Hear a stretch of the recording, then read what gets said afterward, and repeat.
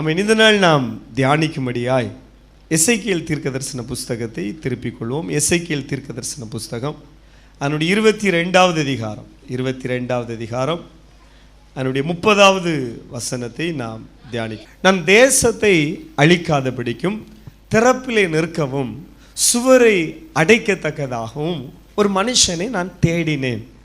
தேவன் மனுஷனை தேடுகிறார். ஆனால் தேடும் பொழுது ஒருவரையும் காணேன். இந்தியாவில் மட்டுமே 140 கோடி ஜனங்களுக்கு மேலாக இருக்கிறாங்க. ஆனால் கர்த்தர் மனுஷனை தேடுகிறார், முழு உலகத்திலும் தேடுகிறார். ஆனால் தேவன் தேடுகிற மனிதர்கள் குறைவாக இருக்கிறார்கள். தேவனுடைய கண் பூமி எங்கும் உலாவி கொண்டிருக்கிறது. கர்த்தர் பாருங்கள், தன்னை தேடுகிற உணர்வுள்ள மனிதன் உண்டோ என்று சொல்லி பூமி எங்கும் அவருடைய கண் உலாவிட்டே இருக்கிறது. டே பை டே தேடிட்டே இருக்கிறார்.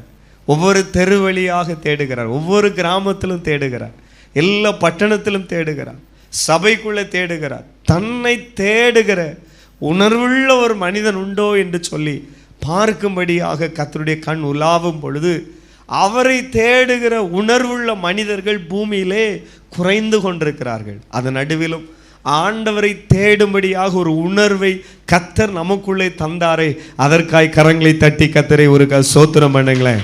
ஸ்தோத்திரம், ஸ்தோத்திரம், ஸ்தோத்திரம். பிரைஸ் காட், ஹல்லேலூயா. என்ன வாசிக்கிறோம்? ஆமென். இந்த திறப்பிலே நிற்பது என்றால் என்ன? பொதுவாக ஆமென், வேதாகமம் எழுதப்பட்ட காலத்திலே ராஜாக்கள் ஆட்சி, ராஜாக்கள் தேசத்தை பெரிய கோட்டைகளை கட்டி அப்படி ஜனங்களை பாதுகாத்து அவர்கள் நின்றார்கள். அப்பொழுது பாருங்கள், தேசத்திலே பெரிய அந்த சுவர் இருக்கும், அதில் சின்ன திறப்பு இருக்கும். அதில் தான் இந்த சோல்ஜர்ஸ் இருப்பாங்க, கூர்மையான ஆயுதங்களை வைத்து கொண்டு. இன்னைக்கு இருக்கிற போல நவீனமான ஆயுதங்கள் கிடையாது, நேர்முகமாக அம்பு, அளவிட்டால் ஈட்டி, வாள். அதனால தான் பைபிளில் இந்த மாதிரி பெயர்கள் வருகிறது. அப்போ பாருங்கள், அந்த ஒரு சின்ன ஓப்பன் பிளேஸ் இருக்கும், அதில் அப்படி விழிப்பாக இருப்பாங்க. எதற்கென்று சொன்னால் தங்களுடைய நாட்டை, தன்னுடைய ஜனங்களை எதிரிகளுடைய கைக்கு பாதுகாக்கும்படியாக அப்படியே திறப்பில் நிற்பாங்க.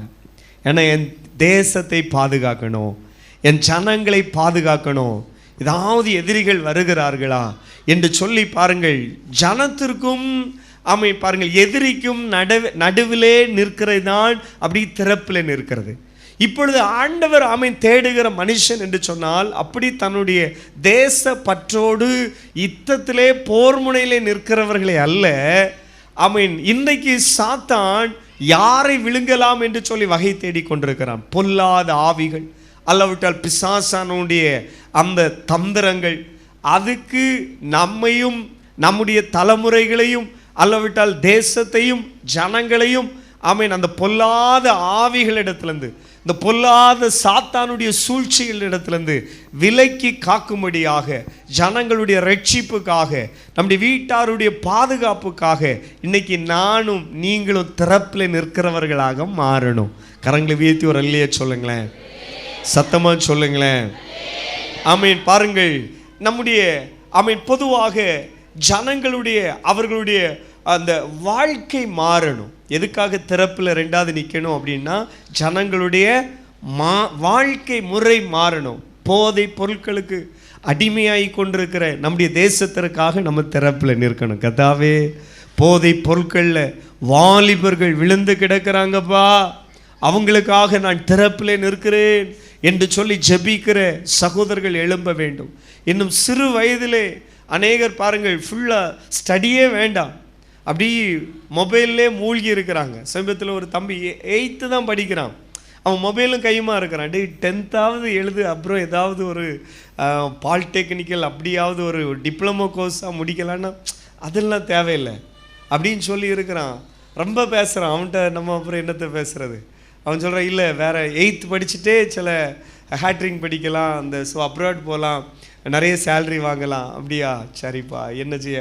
நான் சொல்கிறேன். அப்புறம் அவனு சொன்னேன், பாஸ்போர்ட் எடுத்து சில குறிப்பிட்ட நாட்டுக்கு போகணுன்னாலே 10th பாஸ் ஆகிருக்கணும், அல்லோட ஸ்கூலாவது முடிச்சிருந்தா தான் பாஸ்போர்ட்டுக்கே வேல்யூ உண்டு, எல்லா நாட்டுக்கே போக முடியாது அப்படின்னு. அப்புறம் இப்படி நிமிர்ந்து பார்க்குறான். பாருங்கள், இன்றைக்கி நிறைய தம்பிங்களுக்கு செல்ஃபோனும் தங்கச்சிகளுக்கும் அப்படித்தான் வாழ்க்கை ரொம்ப தூரம் பயணம். அதனால் பாருங்கள், இப்படி மூழ்கி கிடக்கிற பிள்ளைகளுக்காக திறப்பில் நிற்கிற ஜபிக்கிற தாய்மார் எழும்பணும், ஜபிக்கிற தகப்பனார் எழும்பணும். பிள்ளைகளுக்குள்ளே தலைமுறைக்குள்ளே ஒரு மாற்றம் உண்டாகணும். தேசத்தில் பாருங்கள், கர்த்தரை விட்டு தூரம் போகிற ஜனங்களுக்காக நம் திறப்பிலே நிற்கிறவர்கள் எழும்ப வேண்டும். ஆமீன். அப்போ ஆமீன், நம்முடைய வீட்டாருக்காக திறப்பில் நிற்கணும். ஏன் எல்லாரும் ஜெபம் பண்ணுகிறவர்களாக மாறியே ஆக வேண்டுமே. பாருங்கள், சிலவங்கெல்லாம் ரொம்ப கவலைப்படுவாங்க, என் புருஷன் திரும்பலை, மனம் திரும்பலை, என் பிள்ளை திரும்பலை, மனம் திரும்பலை. பாஸ்டர் ஜெபித்து கொள்ளுங்கம்பாங்க. நிச்சயமாக உங்களுக்காக இந்த சபையில் கால் வைக்கிறவங்களுக்காக தினமும் ஜபிக்கிறோம். சிலருடைய குறிப்பிட்ட நபர்களுக்காக தினமும் ஜபிக்கிறோம். எல்லா சபைகளிலும் அப்படித்தான். ஆனால் நீங்கள் ஜபிக்கிறவர்களாய் மாறணும். பக்கத்தில் இருக்க 2 பேருக்கு கையை பிடித்து சொல்லுங்க, நீங்கள் ஜபிக்கிற நபராய் மாறணும். ஒரு 2 பேருக்கு சொல்லுங்களேன், நீங்கள் ஜபிக்கிறவர்களாய் மாறணும். அல்லேலூயா. கரங்களை அசைத்து அல்லேலூயா சொல்லுங்களேன். எல்லாரும் சேர்ந்து கரங்களை அசைத்து அல்லேலூயா சொல்லுங்களேன். நீங்க எழுந்து ஜெபிக்கிறவர்களாய் மாறணும். ஆண்டவர் தேடுகிற நபராய் நீங்கள் மாறணும். கர்த்தர் அப்படியே தேடுகிறார். ஒவ்வொரு அப்படி வீட்டையும் அவர் வீட்டில் எத்தனை பேர் இருக்காங்க, என்ன செய்துட்டு இருக்கிறாங்க, அதெல்லாம் கர்த்தருக்கு தெரியும். காலையில் எழும்பி யாரெல்லாம் ஜெபிக்கிறாங்க. நேற்று ஈவினிங் பிள்ளைங்களுக்கு ஒரு எக்ஸாம்பிள் சொன்னேன். ஒரு ஹாஸ்பிட்டல்லே இப்போலாம் நிறைய டெக்னாலஜி வச்சுட்டாங்க. ஒரு பெட்லே பாருங்கள், ஒரு சின்ன பட்டன்லாம் வச்சுருக்காங்க. ப்ரெஸ் பண்ணால் அடுத்த செகண்டில் யார் வந்துடுவா? நர்ஸ் வந்துடுவாங்க. தெரியாதனமாக கை தட்டுப்பட்டாலும் சிக்கல், அதனால் கவனமாக இருப்பாங்க. அப்போ பாருங்கள், இப்போ நம்ம டிஸ்ட்ரிக்ட்லே இப்படி இருக்கிற ஹாஸ்பிட்டலில் இப்படி ஒரு டெக்னாலஜி வச்சுருக்காங்கன்னா கோடிக்கணக்கான ஜனங்கள் மத்தியில் பாருங்கள், கத்தாவேன்னு சொல்லி யாருடைய கைகள் எல்லாம் உயருகிறதோ, யாருடைய உதடுகள் எல்லாம் கத்தாவேன்னு சொல்லி கூப்பிடுகிறதோ, ஆண்டவர் பாருங்கள் பரலோகம் அவங்களுடைய பார்வையில் நீங்கள் படுகிறீங்க. உங்களை தேவ பிரசன்னம் அந்த நேரமே நிரப்புகிறது. அல்லேலூயா. எத்தனை பேருக்கு நான் சொல்றது புரிகிறது? ஒரு அல்லேலூயா சொல்லுங்களேன். எந்த குடும்பத்திலெல்லாம் ஃபேமிலி ப்ரேயர் நடக்கிறதோ அப்பொழுது உங்களுக்கும் பரலோகத்துக்கும் ஒரு கனெக்ஷன் உண்டாகிறது. நீங்கள் பரலோகத்தினுடைய தொடர்பிலே ஆகிறீர்கள். அதனால தான் யோபுக்கு வீட்டுக்கு மேலே கர்த்தருடைய ரகசிய செயல் இருந்தது. அந்த ரகசிய செயல் என்று சொல்லும் பொழுது ஒரு விசேஷித்த பாதுகாப்பு. சாத்தான் உள்ளே போக முடியாத அளவுக்கு ஒரு பாதுகாப்பு. சாத்தானே உள்ளே போக முடியலைன்னா பொல்லாத மனுஷர்களும் தீய எண்ணங்குடைய மனுஷர்களும் உங்கள் எல்கைக்குள்ளே வராதபடிக்கு கர்த்தர் ஒரு விசேஷித்த பாதுகாப்பை வைப்பார். எத்தனை ஒரு கரங்களை உயர்த்தி ஆமைன்னு சொல்கிறீங்க? அல்லேலூயா. இன்றைக்கு அன்பு தேவ பிள்ளைகளே, எல்லா முழங்காலும் கர்த்தருக்கு முன்பாக முடங்கணும். எல்லா நாவுகளும் கர்த்தரை அறிக்கை பண்ணணும். இது தேவனுடைய விருப்பம். இது தேவனுக்கு உங்களை என்னை குறித்த தேவனுடைய சித்தம். நாவுகள் யாவும் அவர் அறிக்கை பண்ணணும்.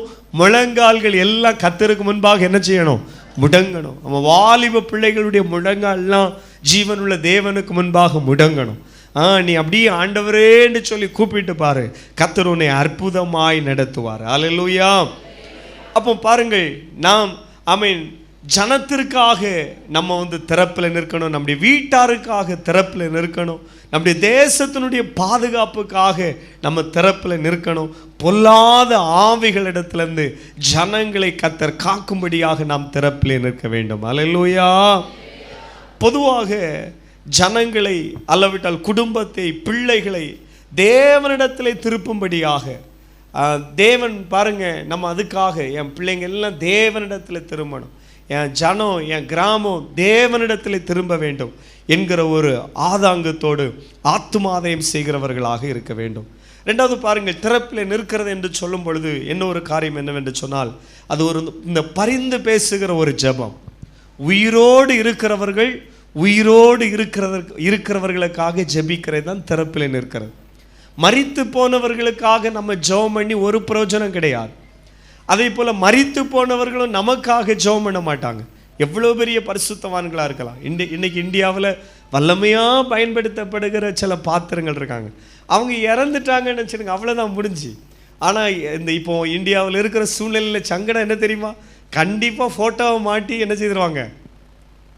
சொல்லுங்க, மீதியை நீங்களே சொல்லிடுங்க. ஆமாம், அல்லேலூயா. சவுண்டை காணல, புரிந்தவங்க ஒரு அல்லேலூயா சொல்லுங்க அப்போ. ஏன்னா காலமாக அதான் நடந்துட்டு இருக்கு.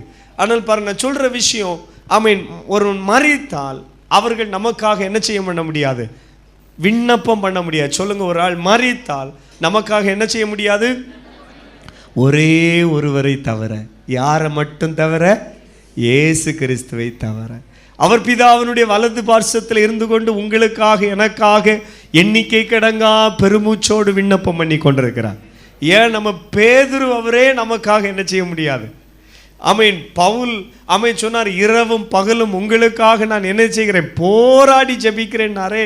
அவரே நமக்காக என்ன செய்ய முடியாது?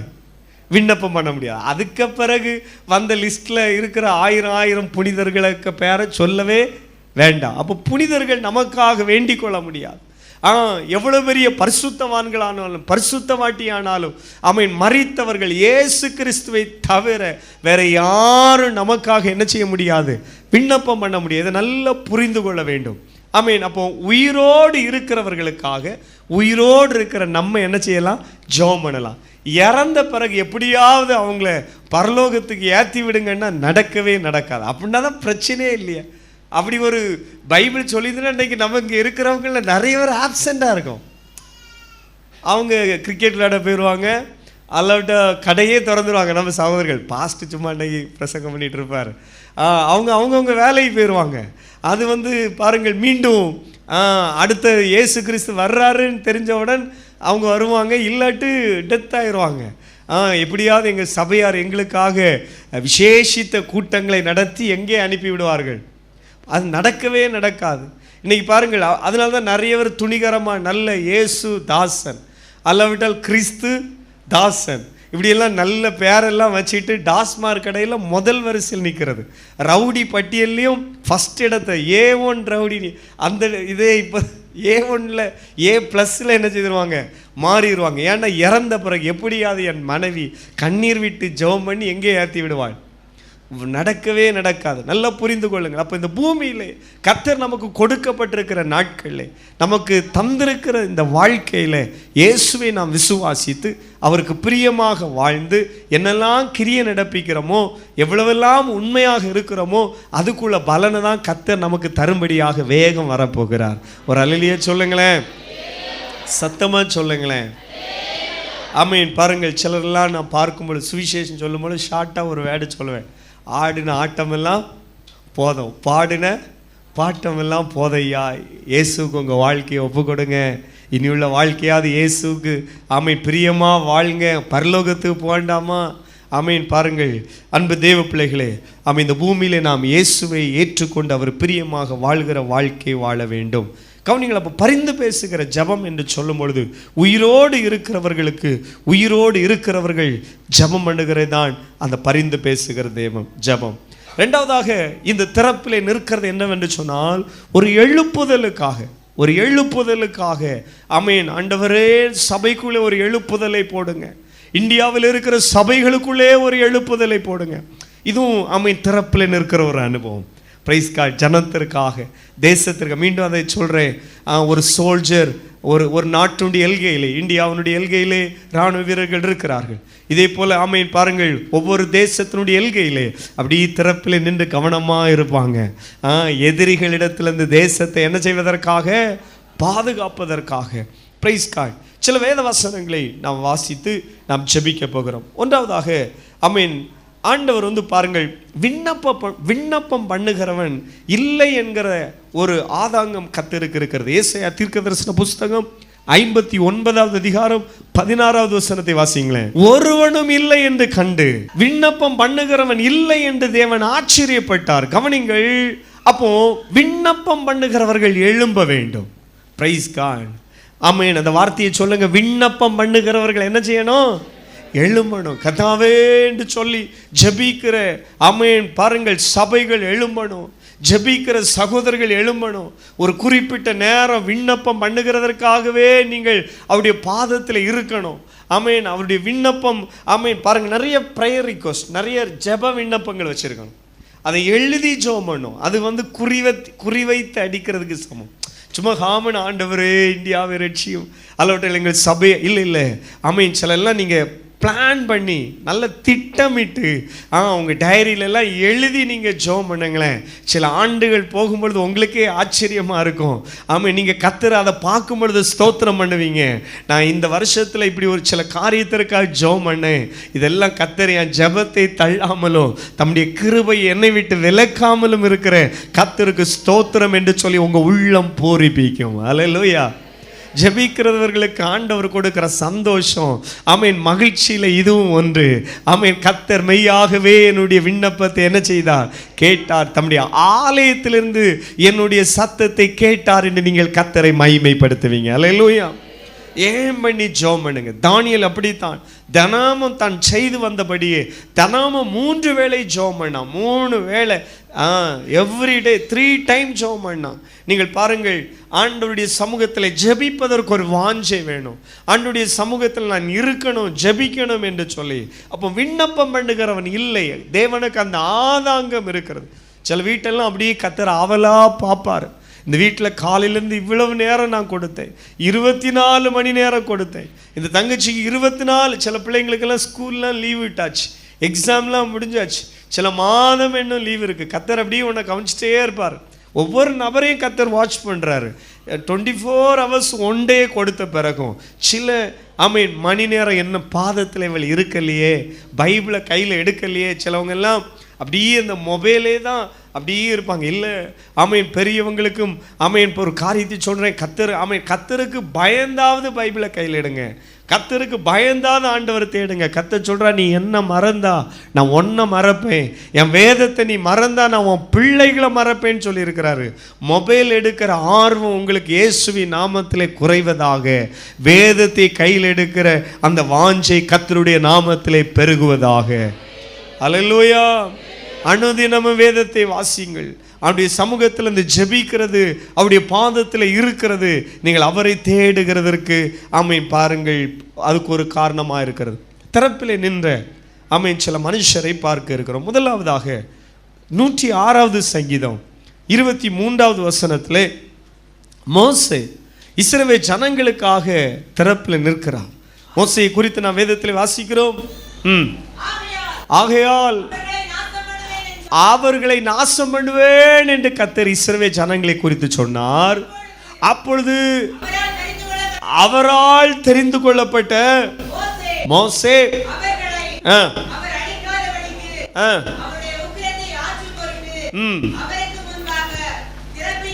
திறப்பின் வாயிலே நின்றான். அப்ப சுவரை அடைக்கவும் திறப்பிலே நிற்கவும் ஒருவனை கர்த்தர் தேடுகிறேன்னு சொன்னாரே. இந்த மோசே அப்படி நிற்கிறான். ஆண்டவரே, மோசே எப்படி ஜெபம் பண்ற? ஆண்டவரே, நீர் இவங்களை அழிக்க வேண்டாம், இவர்களை நீர் அழித்து போட வேண்டாம் என்று சொல்லி திறப்பிலே நிற்கிறார். அல்லேலூயா. அப்போ கர்த்தாவே ஜனத்தை ரட்சியும், கர்த்தாவே தேசத்தை ரட்சியும் என்று சொல்லி ஜெபிக்கிற ஒரு தேவ பிள்ளையாய் நீங்கள் மாறும் பொழுது நீங்களும் திறப்பிலே நிற்கிற ஒரு பாத்திரமாய் மாறுகிறீர்கள். உங்கள் வீட்டாருக்காய் திறப்பில் நில்லுங்க. உங்கள் ஃப்ரெண்ட்ஸுகளுக்காக திறப்பில் நில்லுங்க. உங்கள் சொந்தங்களுக்காக திறப்பில் நில்லுங்க. நீங்கள் வசிக்கிற தெருவை குறித்து உங்களுக்கு ஒரு பாரம் வேணும். என் தெருவில் இருக்கிற எல்லாரும் கர்த்தரை சேவிக்கணும்ப்பா. நம்ம இருக்கிற கிராமத்தை குறித்து நமக்கு ஒரு நேசம். சிலவங்களுக்கெல்லாம் அந்த ஊர் பற்றெல்லாம் ரொம்ப இருக்கும். ஊர் பற்று, தேசப்பற்று, இனப்பற்று. பாருங்கள், நீங்கள் அப்படிப்பட்டவங்க உண்மையான அந்த பற்று என்ன தெரியுமா? நீங்கள் இப்படி ஜெபம் பண்ணணும். பவுலுக்கு ஒரு வாஞ்சை இருந்து பார்த்தீங்களா? என் இனம் ரட்சிக்கப்படணும் ஐயா. அது கொஞ்சம் பெயினாக கொஞ்சம் கண்ணீரோடு எழுதுகிறார். அப்படிப்பட்ட அந்த பற்று உடையவங்க நீங்கள் இப்படி ஜெபம் பண்ணணும். ஆண்டவரே, என் இனம் முழுவதும் ரட்சிக்கப்படட்டோம்ப்பா. எங்கள் தமிழ் சொந்தங்கள் எல்லாம் என்ன செய்யப்படட்டும்? ரட்சிக்கப்படட்டோம்ப்பா. தமிழ்நாட்டில் ஒரு எழுப்புதலை போடுங்க. இந்தியாவை நம்ம நேசிக்கிறோம். அல்லேலூயா. பாருங்கள், சில வருஷத்தில் ஒரு 2 தடவை மட்டும் சுதந்திர தினத்திலும் குடியரசு தினத்திலும் அதிகமான ஒரு போஸ்ட் வரும், ஐ லவ் இந்தியா. நம்ம இந்தியாவை நேசிக்கிறோம். இந்தியாவை நம்ம நேசிக்கிறதுனால ஆமென் பாருங்கள், ஆண்டவரே என் தேசத்தை என் தேவன் ரட்சிக்கணுமே என்று சொல்லி தேசத்திற்கு மேலே ஒரு பற்றோடு நம்ம ஜெபிக்கணும். அப்போ நம்ம என் ஊரில் எல்லாரும் கர்த்தரை சேவிக்கணும்.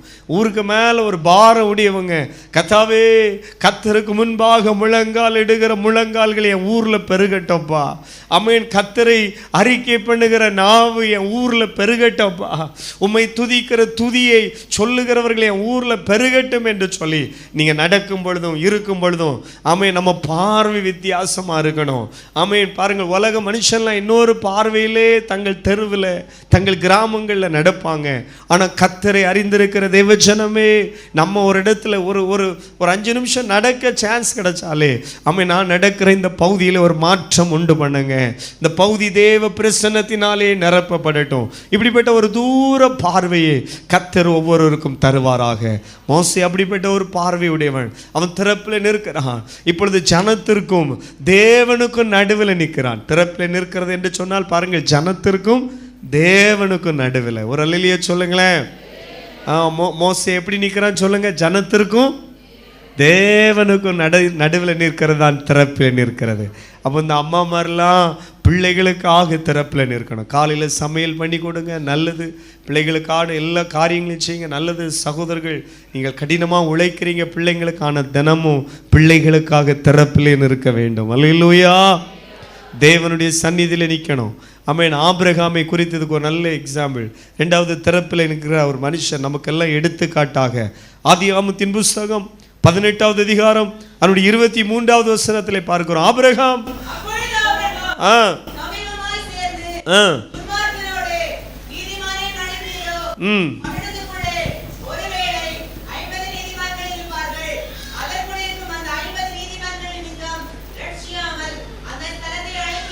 பாருங்கள், ஆபிரகாம் திறப்பிலே நிற்கிறார், கர்த்தருக்கு முன்பாக நிற்கிறார். ஆபிரகாம் யாருக்கு முன்னால் நிற்கிறாரு?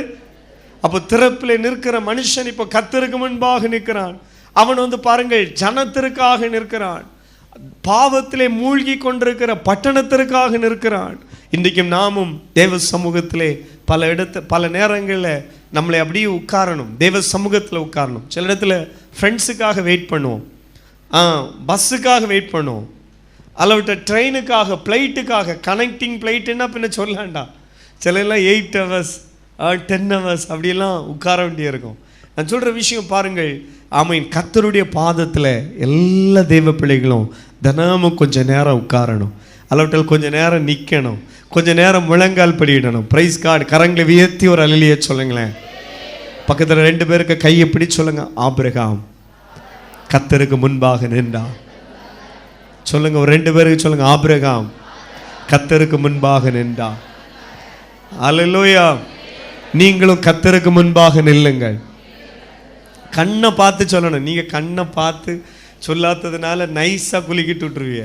அல்லேலூயா. சத்தமாக ஒரு அல்லேலூயா சொல்லுங்களேன். அல்லேலூயா. அப்போ ஆபிரகாம் எங்கே நின்றான்?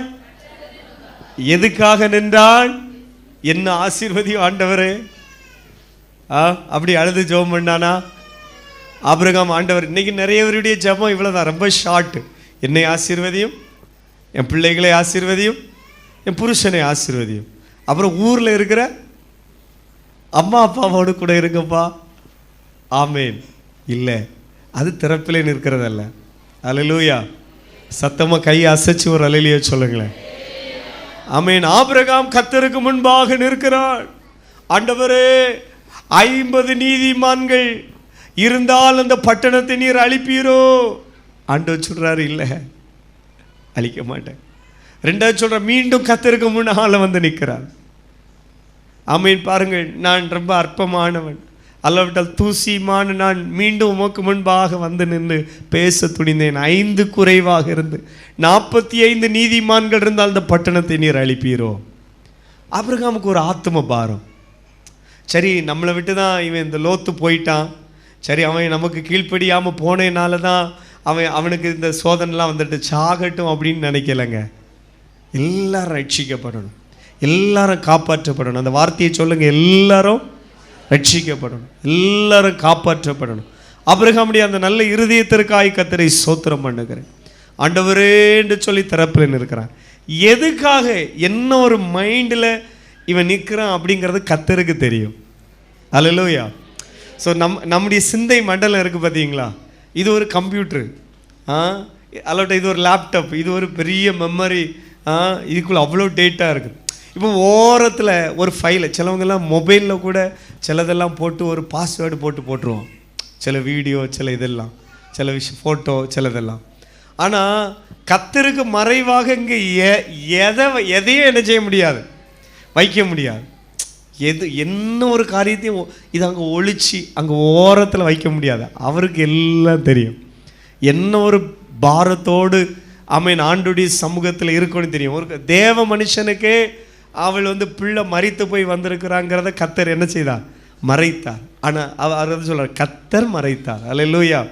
அப்போ கர்த்தருக்கு மறைவாக ஒன்றும் கிடையாது, மனுஷனுக்கு மறைவாக நிறைய என்னது உண்டு. சிலவங்கெல்லாம் ஃபுல்லாக மறைக்கிறத யாருக்கும் தெரியக்கூடாது, யாருக்கும் தெரியக்கூடாது, குறிப்பாக யாருக்கும் தெரியக்கூடாது. ஆமாம், ஏதோ சொன்னீங்க. ஆமாம், அதை ஆண்டவர் பார்க்குறாரு. அல்லேலூயா. அப்புறம் கர்த்தர் உலகத்துக்கே தெரிகிற போல வைப்பார். அல்லேலூயா. ஆமாம், ஒரு அல்லேலூயா. பக்கத்தில் இருக்கவங்க அப்படித்தான் சொல்லுங்கள், பக்கத்தில் இருக்கவங்களுக்கு கையை பிடிச்சி. அல்லேலூயா. அது ஹாப்பி, அது ஹாப்பி தானே. அல்லேலூயா. சோத்திரம் சொல்லுங்கள், அது ஹாப்பி தானேன்னு சொல்லுங்கள். ஆமாம், அல்லேலூயா. விஷயத்துக்கு வந்துடும். அப்போ கவனிங்கள். தேவனுக்கு மறைவாக ஒன்றும் இல்லை. நீங்கள் இதை புரியணும், அதுக்கு தான் நான் அதை சொல்ல வரேன். பாருங்கள், கர்த்தருக்கு மறைவாக. அப்போ மனிதனுடைய மூளைங்கிறது என்னது, ஒரு பெரிய சிஸ்டம். இதுக்குள்ளே நிறைய ஃபோல்டர் இருக்குது, நிறைய ஃபைல் இருக்குது. ஸோ நம்ம சிலதெல்லாம் அவருக்கு மறைவாக ஒரு ஃபோல்டரும் இல்லை. அவர் எல்லாம் ஓப்பன் பண்ணிடுவார். வெளிப்படுத்தின விசேஷத்தில் அவருடைய நாமத்தை குறித்து சொல்லும் பொழுதே தான், ஒருவரும் பூட்டக்கூடாதபடிக்கு, ஒருவரும் திறக்கக்கூடாதபடிக்கு பூட்டு. கர்த்தர் நம்மளை மறைக்கணும்னு நினச்சா மீண்டும் கையை உயர்த்தி இன்னைக்கு தீர்க்க தரிசனமாக இந்த ஆராதனையில் மீண்டும் சொல்லுகிறார், தீங்கு நாளிலே தம்முடைய கூடார மறைவிலே நம்மளை ஒளித்து வைத்து காக்கிறவன். கையை தட்டி மீண்டும் பரிசுத்த ஆவியானவரை மகிமைப்படுத்த மாட்டீங்களா?